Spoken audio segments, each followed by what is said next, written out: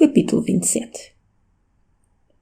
Entrando na herdade para cumprir a promessa feita a Clemente, Jorge encontrou o fazendeiro, que havia pouco tempo voltara de visitar os campos, sentado à modesta banca do seu escritório, examinando com atenção os livros de assento e algumas cartas que recebera.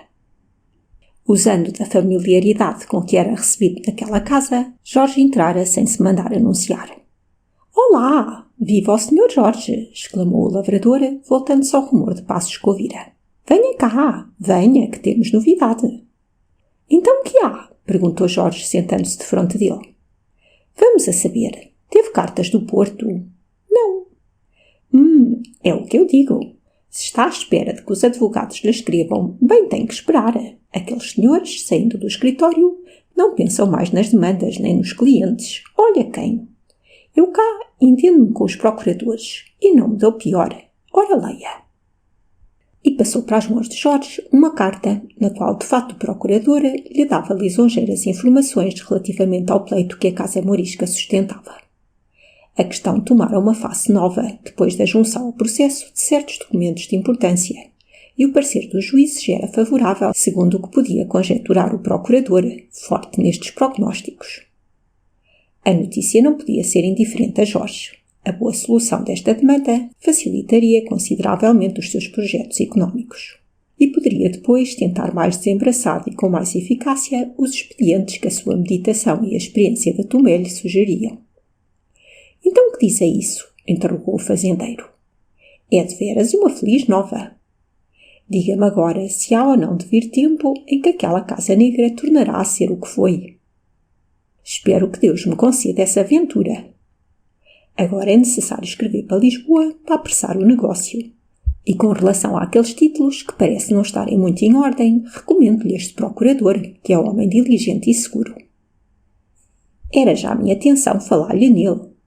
Deixemos, porém, agora esta matéria, porque outro grave motivo me trouxe aqui e tenho pressa de me desempenhar da missão. Olá! Motivo grave. Pelo modo de dizer, parece que se trata de coisa de polpa. Não é de pequena gravidade, não, insistiu Jorge. E se quer que lhe fale a verdade, Tomé, não me é agradável a incumbência. Vá lá, estou daqui a adivinhar o que é. Temos algum recado do pai. O Sr. D. Luís sabe inventá-las de bom feitio. Às vezes tem lembranças. Mas eu já estou prevenido para tudo. Venha mais essa. Diga lá. Não, Tomé, não se trata de meu pai. E não canse mais a cabeça que por certo não adivinha. E eu, em 2 palavras, ponho ao corrente de tudo. O Clemente, o filho da Ana de Vedora, procurou-me há poucas horas para me pedir que me encarregasse de ser o seu mediador em uma pretensão que ele tem dependente de Tomé. De mim? Deve ser bem esquisita para que o rapaz não venha em pessoa falar-me. Então não somos nós amigos? Há delicadeza da parte dele nisto, porque a pretensão de que se trata é de certo melindre.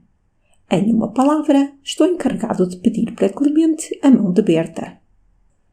Jorge não pronunciou estas palavras com a mesma forçada placidez com que até ali sustentara o diálogo.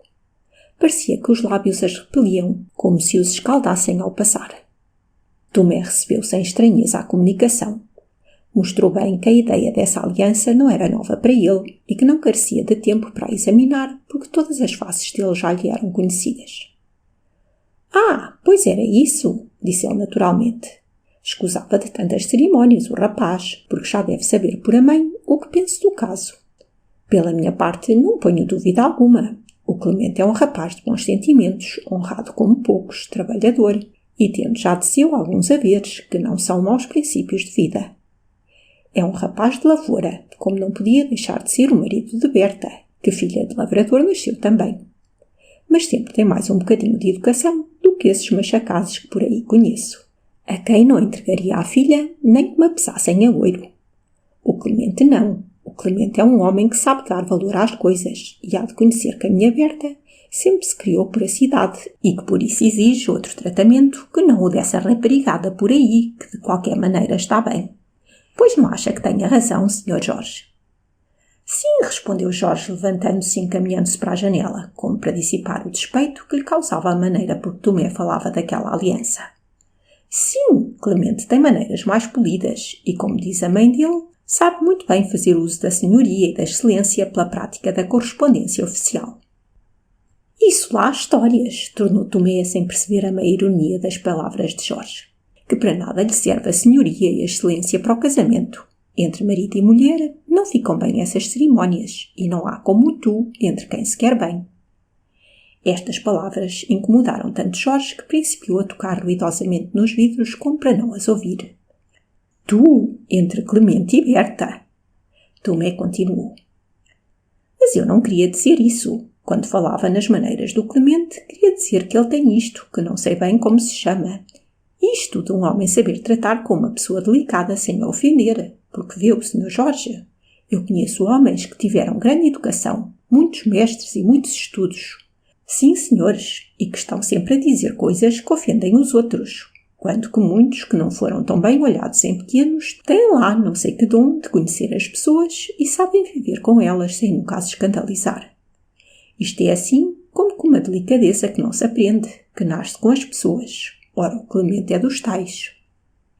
Em vista do que ouço, reputo-me feliz por ter sido portador de tão fausta nova e de concorrer, ainda que secundariamente, para obter-lhe um genro tão precioso, disse Jorge, cujo despeito se exacerbava. Devagar, devagar, esta é cá a minha opinião, mas não sou eu que me caso e, portanto, Berta é que há de decidir. Eu não duvido dar conselhos à minha filha e dizer-lhe o que penso deste ou daquele rapaz de quem ela se lembre para noivo, mas constrangê-la, isso é que não faço. Certo, mas creio que Berta não será tão cega que não veja as excelências que concorrem na pessoa de Clemente e que não se lisonjeie da preferência que lhe mereceu. Pois, eu também quero crer que o não enjeitará, mas enfim, a gente vê as coisas com uns olhos e elas com outros. Por muito ajuizadas que sejam, as raparigas afinal têm olhos de rapariga e às vezes lá descobrem em um homem umas coisas que as cativam ou que as desgostam, e ninguém pode saber o que lhes agradará mais. Em todo o caso, eu vou consultá-la. Muito bem, consulte-a, e se, como é de esperar do juízo dela, Clemente for bem acolhido, dê-me parte para eu participar ao meu constituinte. Jorge não podia despojar as suas palavras de todo o tom de ironia ao referir-se a Clemente. Mas, disse com certa hesitação Tomé, então retira-se já. Pois, não diz que vai consultar Berta. Mas, se demorasse, podia já saber. A urgência não é tanta que se torne necessário esperar. Mas, enfim, esperarei. Vou dar uma volta pelo campo enquanto lhe fala. E tinha dúvida em ficar. Ficar onde? Aqui? A fazer o quê? A ouvir a resposta de Berta? Eu! Exclamou Jorge, com uma vivacidade que para Tomé não tinha explicação. Então o que tem? Não se trata de segredo algum. É uma proposta que vou fazer à minha filha e à qual ela responderá sim ou não e está acabado. A presença do Sr. Jorge nada estorva. Antes poderia dar à pequena informações a respeito do Clemente que ela conhece mal. O quê, Tomé? Acudiu Jorge irritado. Pois cuida que eu me encarregue de semelhante papel. Eu? Que interesse tenho eu em que Berta aceite a proposta de Clemente? Que certeza posso dar-lhe que fará bem aceitando-a? Eu sei lá. Clemente é um rapaz de quem sou amigo, mas não sei, nem quero saber, se dele se fará um bom marido. A respeito de casamentos, não dou conselhos. Não quero que me lancem depois as culpas. Neste assunto, cada um escolhe por si, porque para si escolhe. Informações a respeito de Clemente. Eu? Mas que informações quer que eu lhe dê? Pois não diz que é seu amigo? Tornou Tomé um pouco admirado com as maneiras impertinentes que notava em Jorge. Não é essa já pequena garantia para a minha Berta, que sabe o valor que têm os homens a quem o Sr. Jorge dá esse nome. Ah, não sabia que eu era a pedra de toque no conceito de Berta para julgar dos caráteres dos homens. Mais um motivo para ser reservado. Diga-me uma coisa, Sr. Jorge, insistiu Tomé em um tom mais decidido. Se soubesse que o Clemente era um miserável, um vicioso, um extravagante de más qualidades e estivesse persuadido de que seria um mau marido, ter-se-ia encarregado de pedir-me, em nome dele, a mão de minha filha? Por certo que não, respondeu Jorge prontamente e com toda a lealdade. Muito bem, pois é isso mesmo que eu desejava que a minha filha soubesse. O Sr. Jorge não lhe daria conselhos, dir-lhe-ia somente. Encarreguei-me de dar este passo porque este homem é um homem honrado. Agora ou mais é com ela. Mas isso poria as coisas no seu lugar. Porém, uma vez que não queira... Passava-se naquele momento na alma de Jorge uma luta de resoluções antagonistas. Se por um lado lhe repugnava a proposta de Tomé, tentava-o por outra curiosidade dolorosa de saber como Berta acolheria ao pedido de Clemente e a resposta que lhe daria. Receava que a íntima comoção que procurava sufocar se traísse na presença de Berta em tão solene momento. E, ao mesmo tempo, custava-lhe renunciar a observá-la quando ouvisse a proposta do pai. A curiosidade venceu. Esforçando-se por desvanecer todos os vestígios da sua perturbação, Jorge respondeu a Tomé, no tom de maior indiferença, que, visto que ele julgava conveniente a sua presença durante a entrevista que ia ter com a filha, pela sua parte não opunha objeção. E, sentando-se outra vez à banca, abriu ao acaso um livro que fingiu examinar atento, mal podendo reprimir o tremor da mão com que o segurava. Tomé da Póvoa chamou a filha ao escritório. Jorge ouviu os passos de Berta descendo as escadas, sentiu-a abrir a porta e entrar na sala, levantou timidamente os olhos para responder ao cumprimento que ela lhe dirigiu e baixou-os novamente sobre o livro que abrira. Berta olhou interrogadoramente para o pai, que permanecia silencioso, como quem estudava a maneira de principiar. Afinal, entrou assim no assunto. Mandei chamar-te, Berta, porque se trata de um negócio sério que te diz respeito. A mim? Perguntou Berta admirada, alternando os olhares entre o pai e Jorge, que não erguia os seus. Sim, filha, a ti. O caso não é de espantar. Há um rapaz nesta terra, um moço honrado e trabalhador, a quem tu agradastes e que te pede para mulher. Jorge aventurou um olhar furtivo para o rosto de Berta. Viu mudar rapidamente de cor. Corou primeiro, empalideceu depois. Este rapaz, prosseguiu Tomé, é já teu conhecido. É o Clemente, o filho da Tiana do vedor de quem és amiga. Agora decide lá. Berta permanecia silenciosa, como se a inesperada notícia lhe tivesse tirado o uso das faculdades, a ponto de não compreender o que ouvira. Notando o silêncio da filha, Tomé acrescentou. O Sr. Jorge foi quem teve a bondade de se encarregar do pedido de Clemente, porque o rapaz não teve coragem para o fazer em pessoa. Jorge franziu ligeiramente o sobrolho a estas palavras que não quisera ouvir. Berta estremeceu e desviou para Jorge um olhar expressivo de profunda amargura que ele não observou. Voltando-se depois para o pai, perguntou-lhe com a voz trêmula e presa pela comoção. E que respondeu o pai ao pedido que lhe fez em nome de Clemente o Sr. Jorge? Eu, filha, respondeu Tomé. Pela minha parte, disse e digo que não ponho estorvos. Conheço o rapaz, sei as qualidades que ele tem e para genro agrada-me. Mas isso não tira.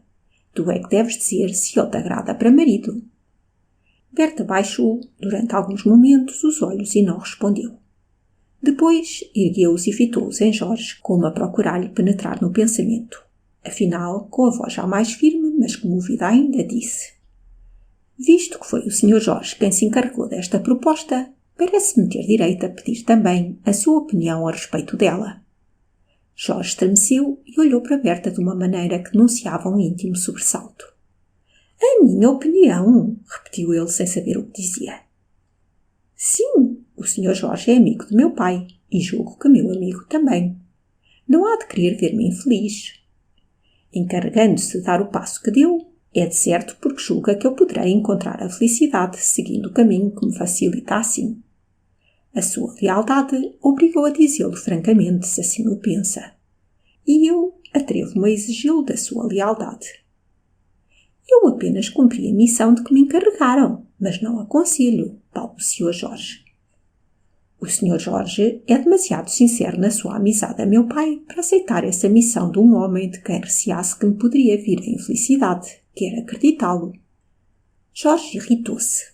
Irritou-se contra si por a turbação que sentia e contra Berta por suspeitar que era o amor a Maurício que lhe estava ditando aquelas palavras. Por isso respondeu com o tom irónico do costume. Não duvido afirmar que o Clemente é um excelente rapaz, que pode fazer feliz qualquer mulher que não aspira a mais do que a estima leal e sincera de um homem de bem. Vejo em Clemente garantias de que dará a uma esposa de ideias razoáveis aquela felicidade que consiste na paz doméstica e no amor da família. Mas eu não sei se isto satisfará a toda a gente. Aí está que as educações modernas fazem às vezes o espírito das mulheres mais exigente e habituam-nas a sonhar com certas poesias na vida que um homem como o Clemente sem dúvida não pode realizar. A essas agrada às vezes mais qualquer estovado, com a cabeça cheia de loucuras e o coração vazio, mas que tenha a brilhante qualidade de saber dizer falsidades em bonitas palavras.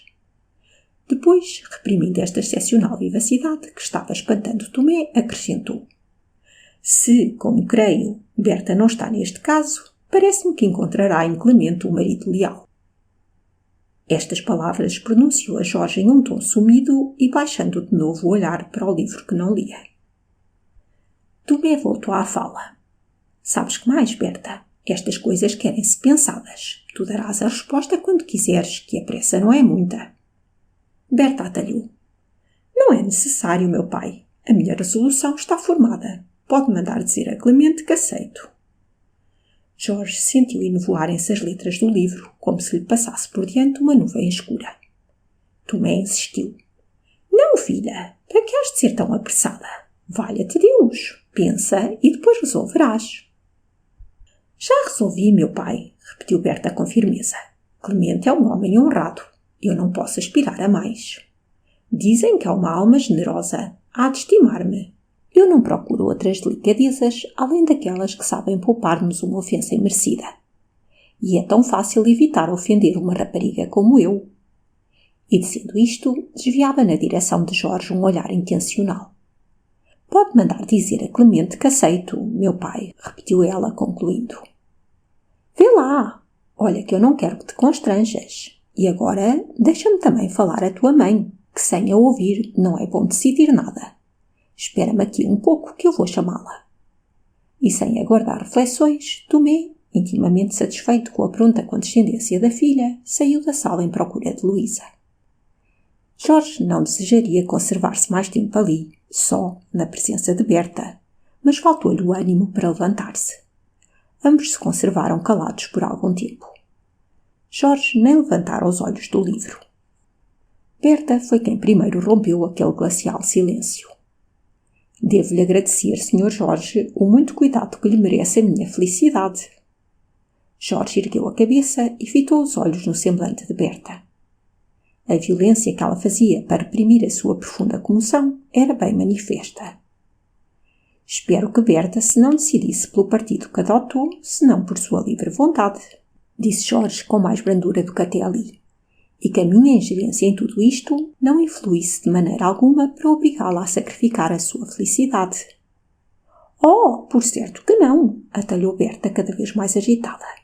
Hei de ser muito feliz. E não podendo reter mais tempo as lágrimas que lhe subiam impetuosas aos olhos, ocultou o rosto entre as mãos e pôs-se a chorar.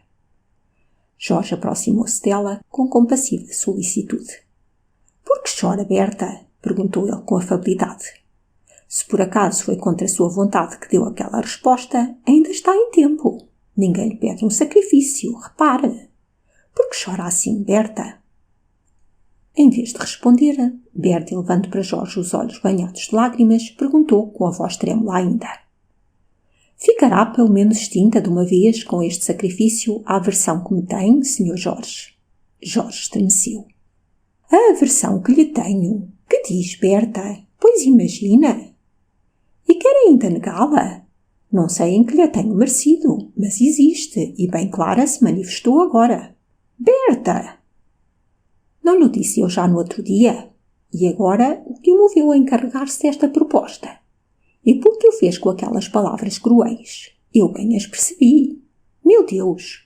Em que foi que o ofendi, Sr. Jorge, para ser tão severo comigo, quando para com todos é tão inteligente? A minha educação. Deus sabe se me deixei fascinar por ela. Deus sabe se não lutei sempre contra a imaginação quando ela me fazia conceber loucuras, como a todas as raparigas da minha idade. Quem pode condenar-me por elas se sou eu a primeira que as condeno? Em que tenho mostrado esses defeitos de educação que tão severamente me censura? Se soubesse, Sr. Jorge, como, percebendo o seu desdenho, tenho sido escrupulosa em procurar em todos os meus atos o motivo dele, Deus é testemunha de que nada descobri. Fale, já agora que está consumado o sacrifício, já agora que deve julgar satisfeita a expiação que me impôs, tenho direito a exigir de si o cumprimento da promessa que há poucos dias não ousou recusar-me.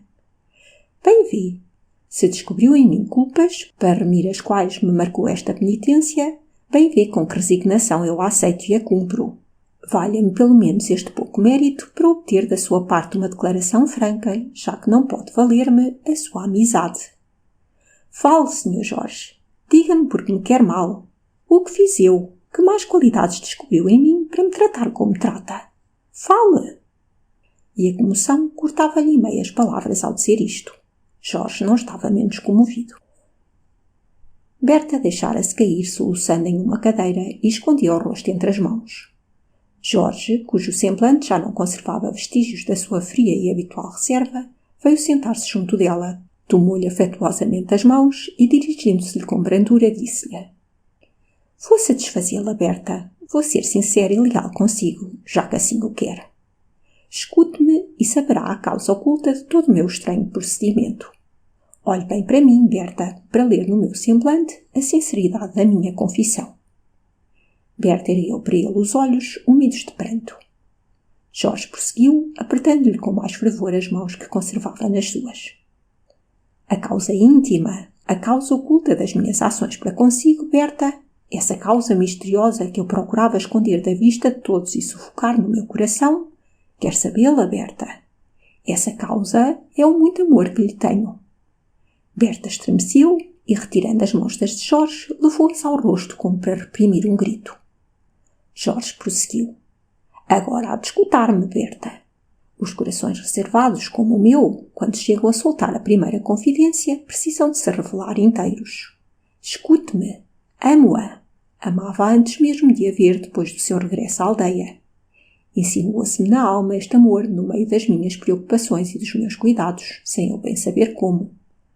Ouvia falar de si a seu pai. Lia as suas cartas, pensava em si e amei-a. Foi o meu primeiro amor. Nunca tinha sentido outro. Nunca sentira até a necessidade de amar. Nenhuma mulher me havia escutado uma só palavra de galanteio. Persuadira-me eu próprio de que o meu coração era superior à violência dos afetos a que os outros cediam. Quando, pelo que senti, me vi forçada a abandonar esta crença, quando comecei a duvidar da minha imunidade, assustei-me e irritei-me contra mim mesmo por me achar fraco. Quis lutar e vencer essa paixão que, a despeito da minha vontade, senti ocupar cada vez mais espaço no meu coração. Ai, Berta! Começou para mim uma luta extenuadora. Quanto mais resistia, tanto mais me sentia subjugado. Revoltei-me contra a fatalidade deste afeto. Revoltei-me contra si, Berta, a quem desejava querer mal por o muito que a amava já. Daí a rudeza das minhas palavras, a quase hostilidade do meu proceder para consigo.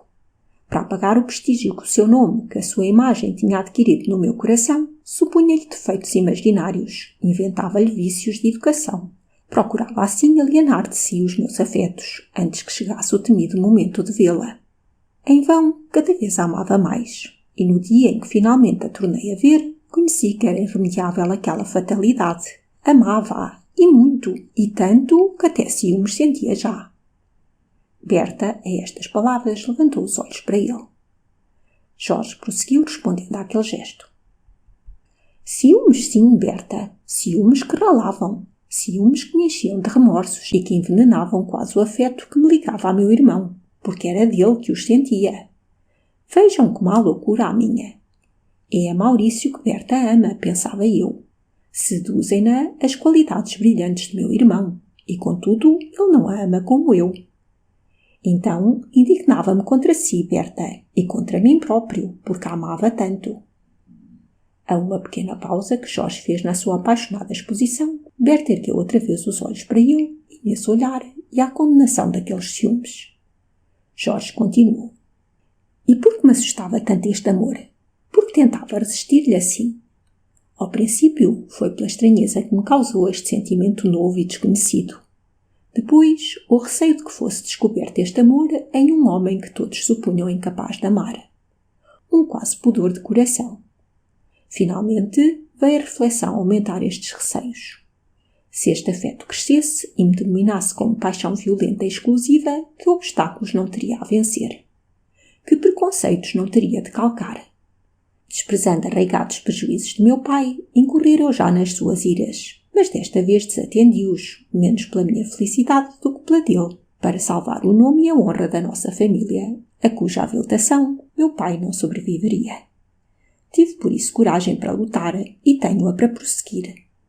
Mas agora tratava-se somente da minha felicidade. Era só a ele que eu teria de sacrificar os preconceitos, o orgulho, as radicadas opiniões daquele honrado velho. Faltava-me o alento para tentá-lo. Preferia dar-lhe um holocausto do meu coração. E o sacrifício devia ser definitivo, porque a memória de meu pai o exigiria de mim. Impor-me-ia tão fortemente como ele próprio. Mas, se este amor fosse correspondido, faltar-me-ia o ânimo e até o direito de o sacrificar assim. Por isso fugi de me revelar, Berta. Por isso tentei antes fazer-me aborrecido do que estimado de si, de quem eu apreciaria o amor como um dom do céu. Creia. Por isso aceitei, com o coração a despedaçar-se-me, mas com um certo doloroso prazer, a missão de que me encarregou Clemente. Deus sabe o que eu sofria há pouco. A sua condescendência torturava-me. Nas suas hesitações julgava descobrir vestígios de uma afeição por Maurício. Daí vieram todas as loucuras que eu disse. Eis o segredo do meu coração, Berta. Eis o mistério das minhas ações. Agora julgue-me e perdoe-me. Bem vê que também sofro. E terminando estas palavras, Jorge inclinou a fronte sobre a mão, como se o esforço que fizera o tivesse extenuado.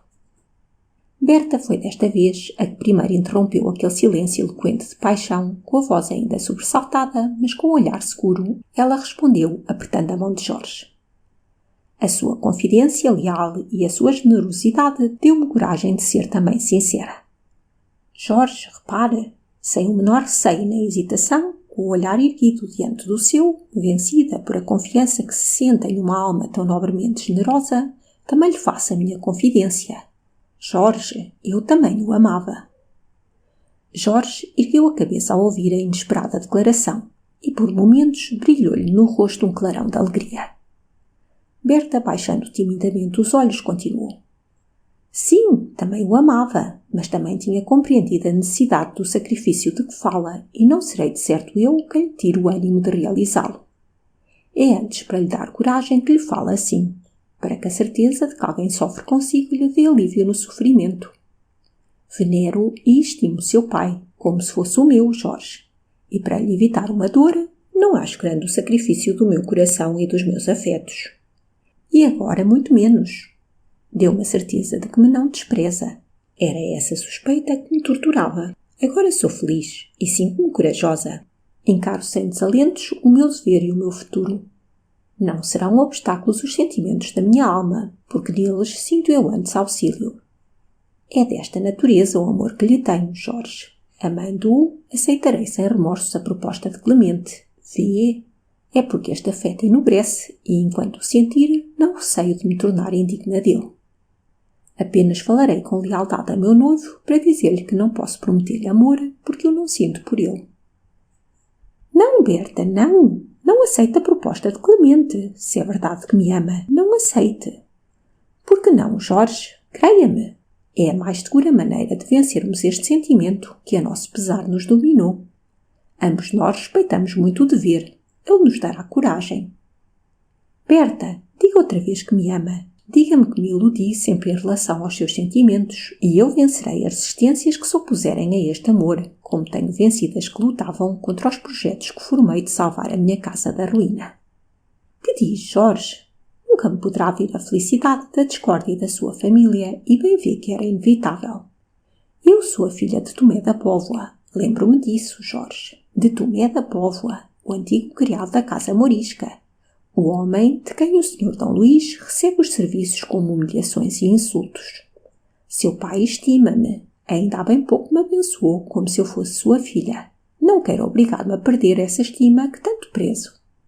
Não seria feliz depois, não podia sê-lo. Assim conservarei a amizade de todos, porque o Sr. Jorge há de estimar-me sempre, não é verdade? Hei de adorá-la, Berta, murmurou Jorge submetido.